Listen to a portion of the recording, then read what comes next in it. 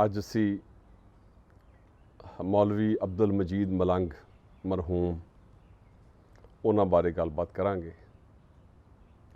ਜੇਹਲਮ ਸ਼ਹਿਰ ਜਿਹੜਾ ਹੈ ਇਹਦੀਆਂ ਹੋਰ ਵੀ ਬਹੁਤ ਸਾਰੀਆਂ ਖੂਬੀਆਂ ਨੇ, ਸ਼ਹਿਰ ਦੀਆਂ ਗਣਵਾਈਆਂ ਜਾ ਸਕਦੀਆਂ ਨੇ, ਪਰ ਇੱਕ ਐਸਾ ਸ਼ਖਸ ਜੇਹਲਮ 'ਚ ਹੋ ਗੁਜ਼ਰਿਆ ਹੈ ਜਿਹਦੇ ਅੱਜ ਵੀ ਬਹੁਤ ਸਾਰੇ ਲੋਕੀ ਗਵਾਹ ਨੇ ਉਹਨਾਂ ਦੀ ਸ਼ਖਸੀਅਤ ਦੇ। ਉਹਨਾਂ ਨੇ ਕਿਸ ਤਰ੍ਹਾਂ ਆਪਣੀ ਜ਼ਿੰਦਗੀ ਜਿਹੜੀ ਹੈ ਉਹ ਗੁਜ਼ਾਰੀ ਔਰ ਮਖਲੂਕੇ ਖੁਦਾ ਦੀ ਭਲਾਈ ਦੇ ਲਈ ਉਹਨਾਂ ਨੇ ਆਪਣਾ ਆਪ ਵਕਫ ਕੀਤਾ। ਜੇਹਲਮ ਸ਼ਹਿਰ 'ਚ ਉਹ ਬੱਚੇ ਜਿਨ੍ਹਾਂ ਦੀਆਂ ਮਾਵਾਂ ਆਪਣੇ ਉਹਨਾਂ ਬੱਚਿਆਂ ਕੋਲ ਤੰਗ ਸਨ ਕਿ ਉਹ ਕਹਿੰਦੀਆਂ ਸੀ ਇਹ ਕਿਆ ਜੰਮੀ ਛੋੜਿਆ, ਚੰਗਾ ਸੀ ਬਟਾ ਜੰਮੀ ਛੋੜਨੀ, ਮਿਰਚਾਂ ਲੂਣ ਕੁੱਟਣੇ ਦੇ ਕੰਮ ਤੇ ਆਉਂਦਾ। ਸੋ ਐਸੇ ਵਿਗੜੇ ਬੱਚਿਆਂ ਨੂੰ ਜਿਹੜੇ ਉਹਨਾਂ ਕੋਲ ਕਾਬੂ ਨਹੀਂ ਸੀ ਹੁੰਦੇ ਮਾਵਾਂ ਕੋਲੋਂ ਜਾਂ ਪਿਓਾਂ ਕੋਲੋਂ, ਮਲੰਗ ਉਹਨਾਂ ਨੂੰ ਫਿਰ ਸਿੱਧਾ ਕਰਦਾ ਸੀ। ਇਸ ਗੱਲ ਨੂੰ ਅਸੀਂ ਕਹਿ ਸਕਦੇ ਹਾਂ ਕਿ ਮਲੰਗ ਉਹਨਾਂ ਪੱਥਰਾਂ ਦੇ ਲਾਲ ਬਣਾਉਂਦਾ ਸੀ, ਉਹਨਾਂ ਦੀ ਕਨਵਰਸ਼ਨ ਕਰਦਾ ਸੀ। ਉਹ ਰਾ ਸਟੋਨ ਨੂੰ ਡਾਇਮੰਡਸ ਵਿੱਚ ਕਨਵਰਟ ਕਰਦਾ ਸੀ। ਕਿਸ ਤਰ੍ਹਾਂ?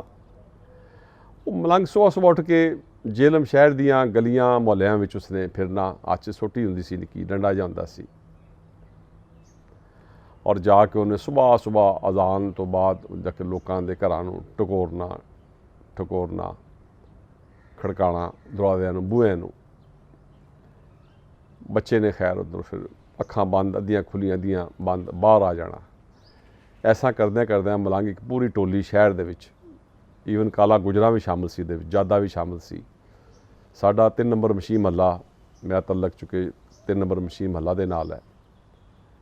ਇੱਥੇ 3 ਮਹੱਲੇ ਨੇ, 1 ਨੰਬਰ 2 ਨੰਬਰ ਅਤੇ 3 ਨੰਬਰ, ਔਰ ਇਹ ਨਾਂ ਰੱਖਿਆ ਗਿਆ ਸੀ ਇਹਨਾਂ ਦਾ ਮਸ਼ੀਨਾਂ ਦੀ ਵਜ੍ਹਾ ਤੋਂ। ਕਿਤੇ ਜੇਹਲਮ ਆ ਰਹੇ ਸਨ, ਟਿੰਬਰ ਦੀ ਬਹੁਤ ਵੱਡੀ ਮੰਡੀ ਸੀ ਜੇਹਲਮ, ਲੱਕੜੀ ਦੀ। ਮੰਗਲਾ ਡੈਮ ਬਣਨ ਤੋਂ ਪਹਿਲਾਂ ਉੱਥੋਂ ਲੱਕੜੀਆਂ ਰੁੜ ਕੇ ਆਉਂਦੀਆਂ ਸੀ, ਆਜ਼ਾਦ ਕਸ਼ਮੀਰ 'ਚੋਂ, ਮੁਜ਼ੱਫਰਾਬਾਦ ਤੋਂ ਅੱਗੋਂ ਪਿੱਛੋਂ ਕੱਟ ਕੇ ਲੋਕੀ ਦਰਿਆ ਵਿੱਚ ਸੁੱਟਦੇ ਸੀ ਲੱਕੜੀਆਂ ਨੂੰ। ਉਹਨਾਂ ਗੇਲੀਆਂ ਦੇ ਉੱਤੇ ਬੰਦੇ ਬੈਠੇ ਹੁੰਦੇ ਸੀ, ਗੇਲੀਆਂ ਆਪਸ 'ਚ ਜੋੜੀਆਂ ਹੁੰਦੀਆਂ ਸੀ, ਅਤੇ ਇੱਕ ਕਿਸਮ ਦਾ ਖੈਮਾ ਜਾਂ ਉੱਤੇ ਬੰਦੇ ਬਣਾ ਕੇ ਉੱਤੇ ਬੈਠ ਕੇ ਅਤੇ ਚੱਲ ਕੇ ਆਹਿਸਤਾ ਉਹ ਜੇਹਲਮ ਦੇ ਦੰਦੇ 'ਤੇ ਆ ਕੇ ਫਿਰ ਉਹ ਲੱਗਦੀਆਂ ਸੀ। ਔਰ ਜੇਹਲਮ ਜਿਹੜਾ ਉਹ ਸਾਡੀ ਜਿਹੜੀ ਮਸਜਿਦ ਹੈ ਦਰਿਆ ਦੇ ਕਿਨਾਰੇ, ਜਿਹੜੀ ਰੇਲਵੇ ਪੁਲ ਜਿਹੜਾ ਜੇਹਲਮ ਦਾ ਉਹਦੇ ਨਾਲ ਹੈ। ਇਹ ਪੁਲ ਦੀ ਲੰਬਾਈ ਪੂਰਾ 1 ਮੀਲ ਹੈਗੀ। ਅਸੀਂ ਸ਼ੌਕ ਦੇ ਨਾਲ ਦੌੜਦੇ ਸੀ ਇਸ ਪੁਲ ਦੇ ਉੱਤੇ ਜਾ ਕੇ, ਜਾਣਾ ਅਤੇ ਆਉਣਾ 2 ਮੀਲ। ਉਹ ਖੈਰ ਉੱਥੇ ਆ ਕੇ ਨਾ ਜਿਸ ਵੇਲੇ ਆਉਂਦੀਆਂ ਸੀ ਗੇਲੀਆਂ, ਅਤੇ ਉਹਨਾਂ ਗੇਲੀਆਂ ਨੂੰ ਫਿਰ ਉਤਾਰ ਕੇ ਅਤੇ ਬਾਅਦ 'ਚੋਂ ਚੀਰ ਕੇ ਕੱਟ ਕੇ ਅਤੇ ਪੂਰੇ ਮੁਲਕ ਵਿੱਚ ਫਿਰ ਉਹ ਜੇਹਲਮ ਦੇ ਰੇਲਵੇ ਸਟੇਸ਼ਨ ਤੋਂ ਜਾਂ ਟਰੱਕਾਂ ਦੇ ਜ਼ਰੀਏ ਫਿਰ ਲੋਡ ਕਰਕੇ ਭੇਜਿਆ ਜਾਂਦਾ ਸੀ। ਸੋ ਇਸ ਵਾਸਤੇ ਜੇਹਲਮ ਦੀ ਜਿਹੜੀ ਅਹਿਮੀਅਤ ਸੀ ਕਿਸੇ ਵੇਲੇ ਡੈਮ ਬਣਨ ਤੋਂ ਪਹਿਲਾਂ, ਇਹ ਅੱਜ ਤੋਂ ਕੋਈ ਪੁਰਾਣੀ ਗੱਲ ਹੈ, 70 ਸਾਲ, ਹੁਣ 60 ਸਾਲ ਦੀ ਗੱਲ ਪੁਰਾਣੀ ਹੈ ਆਲਮੋਸਟ। ਇਹ ਬੜੀ ਅਹਿਮੀਅਤ ਸੀ ਇਸ ਸ਼ਹਿਰ ਦੀ। ਇਹਦੇ ਨਾਂ ਸੀ ਮਹੱਲਿਆਂ ਦੇ ਮਸ਼ੀਨ ਮਹੱਲਾ। ਯਾਨੀ ਇੱਕ ਮਸ਼ੀਨ ਆਰਾ ਮਸ਼ੀਨ ਲੱਕੜਾ ਚੀਰਨ ਵਾਲੀ, ਦੂਜੀ ਮਸ਼ੀਨ, ਤੀਜੀ ਮਸ਼ੀਨ। ਸੋ ਇਸ ਤਰ੍ਹਾਂ ਦੇ ਨਾਂ ਸੀ ਮਸ਼ੀਨ ਮਹੱਲਾ, 1 ਨੰਬਰ 2 ਨੰਬਰ 3 ਨੰਬਰ। ਔਰ ਇਹਦਾ ਵੈਸੇ ਨਵਾਂ ਨਾਂ ਇਸ ਰੋਡ ਦਾ ਹੁਣ ਜਿਹੜਾ ਨਾ ਉਹ ਹਜ਼ਰਤ ਮੀਆਂ ਮੁਹੰਮਦ ਬਖਸ਼ ਰੋਡ, ਸੋ ਆਪ ਸਰਕਾਰ ਦੇ ਨਾਂ ਉੱਤੇ ਇਹ ਰੋਡ ਰੱਖਿਆ ਗਿਆ। 2 ਰੋਡਾਂ ਦੇ ਨਾਂ ਜਿਹੜੇ ਨਾ ਉਹ ਰੱਖੇ ਗਏ ਨੇ। ਇੱਕ ਦੀਨਾ ਤੋਂ ਮੰਗਲਾ ਰੋਡ ਦਾ ਨਾਂ ਮੀਆਂ ਮੁਹੰਮਦ ਬਖਸ਼ ਰੋਡ ਸਰਕਾਰ ਦੇ ਨਾਂ 'ਤੇ, ਇਹ ਉਹਨਾਂ ਦਾ ਹੱਕ ਸੀ। ਔਰ ਇਹ ਹੱਕ ਜਿਹੜਾ ਨਾ ਪੰਜਾਬ ਦੇ ਸੂਫੀ ਪੋਇਟਸ ਦਾ ਜਾਂ ਮਸ਼ਹੂਰ ਜਿਹੜੇ ਲੋਕੀ ਹੋਏ ਨੇ, ਐਸੇ ਲੋਕੀ ਜਿਨ੍ਹਾਂ ਦਾ ਕਿਰਦਾਰ ਬਹੁਤ ਆਲਾ ਸੀ, ਉਮਦਾ ਸੀ, ਉਹਨਾਂ ਦੇ ਨਾਵਾਂ ਉੱਤੇ ਨਾ ਇਹ ਸ਼ਹਿਰਾਂ ਵਿੱਚ ਰੋਡਾਂ ਦੇ ਨਾਂ ਰੱਖਣੇ ਚਾਹੀਦੇ ਨੇ। ਇਹ ਬਹੁਤ ਜ਼ਰੂਰੀ ਹੈ। ਇਹਦੇ ਨਾਲ ਲੋਕਾਂ ਦੀ ਆਪਣੀ ਇਸ ਜ਼ਮੀਨ ਦੇ ਨਾਲ ਜਿਹੜੀ ਜੁੜਤ ਹੈ, ਤਲਕ ਹੈ, ਤਗੜਾਪਨ, ਉਹ ਪੈਦਾ ਹੁੰਦਾ ਹੈ। ਖੈਰ ਮਲੰਗ ਇਹਨਾਂ ਸਾਰਿਆਂ ਮਹੱਲਿਆਂ 'ਚ ਬੱਚੇ ਇਕੱਠੇ ਕਰਦਾ ਸੀ। ਫਿਰ ਇੱਕ ਵਿਰਦ ਸੀ ਮਲੰਗ ਦਾ, ਬਹੁਤ ਕਮਾਲ ਦਾ ਵਿਰਦ। ਉਹ ਵਿਰਦ ਸੀ ਉਹਦਾ, ਅੱਲਾਹੂ, ਅੱਲਾ ਜੀ, ਅੱਲਾ ਤੂੰ, ਅੱਲਾ ਹੱਕ, ਦੁਨੀਆ ਕੂੜ, ਅੱਲਾ ਸੱਚ। ਸੋ ਇਸ ਤਰ੍ਹਾਂ ਇਹ ਫਿਰ ਪੂਰੀ ਗਲੀਆਂ 'ਚੋਂ ਮਹੱਲਿਆਂ 'ਚੋਂ ਉਹ ਬੱਚੇ ਸੁਬਹ ਵਿਰਦ ਕਰਦੇ। ਅਤੇ ਸਾਡੇ ਮਲੰਗਾਂ ਦਾ ਡੇਰਾ ਜਿਹੜਾ ਸੀ ਸ਼ਹਿਰ, ਉੱਥੇ ਫਿਰ ਉਹ ਮਲੰਗ ਉਹਨਾਂ ਨੂੰ ਲੈ ਜਾਂਦੇ ਸੀ ਆਪਣੇ ਮਦਰਸੇ ਦੇ ਵਿੱਚ। ਜੇ ਗਰਮੀਆਂ ਦੇ ਦਿਨ ਹੋਣੇ ਤੇ ਦਰਿਆ ਦੇ ਲਾਗੇ ਵੀ ਲੈ ਜਾਣਾ ਉਹਨਾਂ ਨੇ, ਉਹਨਾਂ ਨੂੰ ਬੱਚਿਆਂ ਨੂੰ ਤਰਨਾ ਜਿਹੜਾ ਹੈ ਦਰਿਆ ਦੇ ਵਿੱਚ ਉਹ ਸਿਖਾਉਣਾ। ਉੱਥੇ ਸ਼ਹੀਦੇ ਭਲਵਾਨ ਦਾ ਖਾੜਾ ਸੀ ਇੱਕ, ਜਿਹੜੀ ਮਸਜਿਦ ਹੈ ਦਰਿਆ ਦੇ ਦੰਦੇ ਵਾਲੀ, ਉਹਦੇ ਕੋਲ। ਉੱਥੇ ਬੱਚਿਆਂ ਨੂੰ ਸੁਬਾਹ ਡੰਡ ਬੈਠਕਾਂ ਇਹ ਵੀ ਨਾਲ ਉਹਨਾਂ ਨੂੰ ਬੱਚਿਆਂ ਕੋਲੋਂ ਕਰਵਾਉਣੀਆਂ, ਤਾਂ ਕਿ ਜਿਸਮ ਜਿਹੜਾ ਹੈ ਉਹ ਉਹਨਾਂ ਦਾ ਤਗੜਾ ਹੋਵੇ। ਚੂँਕਿ ਮਲੰਗ ਇਸ ਗੱਲ ਨੂੰ ਸਮਝਦਾ ਸੀ ਕਿ ਦੋ ਚੀਜ਼ਾਂ ਬੰਦੇ ਨੂੰ ਬਣਾਉਂਦੀਆਂ ਨੇ, ਬੰਦਾ ਜਣਾ ਬਣਾਉਂਦੀਆਂ ਨੇ। ਜਣਾ ਅਸੀਂ ਪੰਜਾਬੀ ਕਹਿੰਦੇ ਮਰਦ, ਇਲਮਾ व जिस्म, इलम ਤੇ ਜਿਸਮ। ਇਹ ਕੁਰਾਨਿਕ ਫਿਲਾਸਫੀ ਹੈ ਕਿ ਜਿਸਮ ਤੁਹਾਡਾ ਸਿਹਤਮੰਦ ਹੋਣਾ ਚਾਹੀਦਾ, ਤਗੜਾ ਹੋਣਾ ਚਾਹੀਦਾ, ਲਾਗਰ ਨਹੀਂ ਹੋਣਾ ਚਾਹੀਦਾ, ਮਰਿਆ ਨਹੀਂ ਹੋਣਾ ਚਾਹੀਦਾ। ਮਤਲਬ ਹੈ ਕਿ ਤਗੜੇ ਤੋਂ ਮੁਰਾਦ ਇਹ ਨਹੀਂ ਕਿ ਤੁਸੀਂ ਹੱਥ ਚੁੱਕ ਲਓ, ਹਮ ਚੌੜੇ ਬਾਜ਼ਾਰ ਸੋੜੇ। ਇਹਦਾ ਮਤਲਬ ਹੈ ਕਿ ਜਿਸਮ ਸਿਹਤਮੰਦ ਹੋਣਾ ਚਾਹੀਦਾ ਬੰਦੇ ਦਾ। ਔਰ ਇਲਮ ਜਿਹੜਾ ਇਨਸਾਨ ਨੂੰ ਰੋਸ਼ਨੀ ਦਿੰਦਾ ਹੈ। ਇਲਮੇ ਕਾਰਨ ਦੁਨੀਆ ਉੱਤੇ ਆਮਣ ਹੈ ਇਨਸਾਨਾਂ, ਸਮਝੇ ਇਲਮ ਵਜੂਦ ਆਪਣੇ ਨੂੰ, ਨਹੀਂ ਤਾਂ ਵਾਂਗ ਹਵਾਨਾ। ਇਹ ਮੀਆਂ ਸਾਹਿਬ ਕਹਿੰਦੇ ਨੇ ਕਿ ਇਲਮ ਦੇ ਬਗੈਰ ਇਨਸਾਨ ਜਿਹੜਾ ਉਹ ਹੈਵਾਨ, ਔਰ ਇਨਸਾਨ ਦਾ ਜਿਹੜਾ ਫਰਕ ਹੈ ਉਹ ਇਲਮ ਕਰਦਾ ਹੈ। ਇਲਮ ਇਨਸਾਨ ਕੋਲ ਹੈ, ਹੈਵਾਨ ਕੋਲ ਇਲਮ ਨਹੀਂ।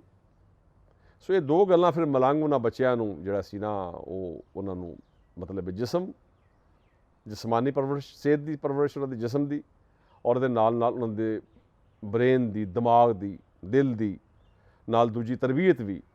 ਇਹ ਉਹ ਮਲੰਗ ਅੱਲਾ ਵਾਸਤੇ, ਪਤਾ ਉਹਨੂੰ ਇੱਕ ਇਸ਼ਕ ਹੈਗਾ ਸੀ ਕਿ ਰੱਬ ਦੀ ਮਖਲੂਕ ਦੇ ਨਾਲ। ਉਹਦਾ ਕੋਈ ਲਾਲਚ ਨਹੀਂ ਸੀ ਹੈਗਾ, ਹਿਰਸ ਨਹੀਂ ਸੀਗੀ ਮਲੰਗ ਦੀ। ਉਹ ਖੁਦ ਬਲੀਵ ਕਰਦਾ ਸੀ ਇਸ ਗੱਲ 'ਤੇ ਕਿ ਰੁੱਖੀ ਸੁੱਖੀ ਖਾਈ ਕੇ ਠੰਡਾ ਪਾਣੀ ਪੀ, ਫਰੀਦਾ ਵੇਖ ਪਰਾਈ ਚੋਪੜੀ, ਨਾ ਤਰਸਾਵੀਂ ਜੀ। ਜਿਸ ਵੇਲੇ ਉਹ ਬੱਚੇ ਮਲੰਗ ਦੇ ਖਾਨੇ, ਉੱਥੇ ਮਲੰਗ ਖਾਨੇ ਪਹੁੰਚਦੇ, ਉਹਨਾਂ ਦੀ ਫਿਰ ਪੜ੍ਹਾਈ ਹੁੰਦੀ। ਸਾਡੇ ਭਾਜੀ ਸਜਾਦ ਸਾਹਿਬ, ਸੈਯਦ ਸਜਾਦ ਸੈਨ ਸ਼ਾਹ ਮਜੀਦੀ, ਜਿਨ੍ਹਾਂ ਦਾ ਤਲਕ ਛਾਣਾ ਕੋਟਲੀਆਂ ਸਾਹਮਣੇ ਜੇਹਲਮ ਦਰਿਆ ਦੇ ਪਰਲੇ ਪਾਸੇ ਸਰੈਲਮਗੀਰ ਦੇ ਨਾਲ ਇੱਕ ਪਿੰਡ ਹੈ ਛਾਣਾ ਕੋਟਲੀਆਂ। ਸੋ ਉਹਨਾਂ ਨੇ ਫਿਰ ਅੱਗੋਂ ਉਹਨਾਂ ਨੇ ਵੀ ਨਾਲ ਬੱਚਿਆਂ ਨੂੰ ਪੜ੍ਹਾਉਣਾ। ਇੱਕ ਹਾਫਿਜ਼ ਸਫਦਰ ਮੁਹੰਮਦ ਜੰਗ ਸਾਹਿਬ ਸਨ, ਉਹਨਾਂ ਵੀ ਬੱਚਿਆਂ ਦੇ ਨਾਲ ਪੜ੍ਹਾਉਣਾ। ਇਸ ਤਰ੍ਹਾਂ ਦੇ ਉੱਥੇ ਕੋਈ ਉਸਤਾਦ ਸੀ ਜਿਹੜੇ ਅੱਲਾ ਵਾਲੇ, ਜਿਹੜੇ ਮਲੰਗ ਨਾਲ ਜੁੜੇ ਸੀ। ਅਤੇ ਇੱਕ ਮਦਰਸਾ ਜਿਹਾ ਸੀ, ਇਹ ਕੋਈ ਮਦਰਸਾ ਉਹ ਚੰਦੇ ਵਾਲਾ ਨਹੀਂ ਸੀ ਹੈਗਾ। ਮੇਰੇ ਇੱਕ ਦੋਸਤ ਨੇ ਕਰਨ ਲਿਆਜ਼ ਸਾਹਿਬ ਕਹਿੰਦੇ ਹੁੰਦੇ ਚੰਦਾ ਕੰਮ ਗੰਦਾ।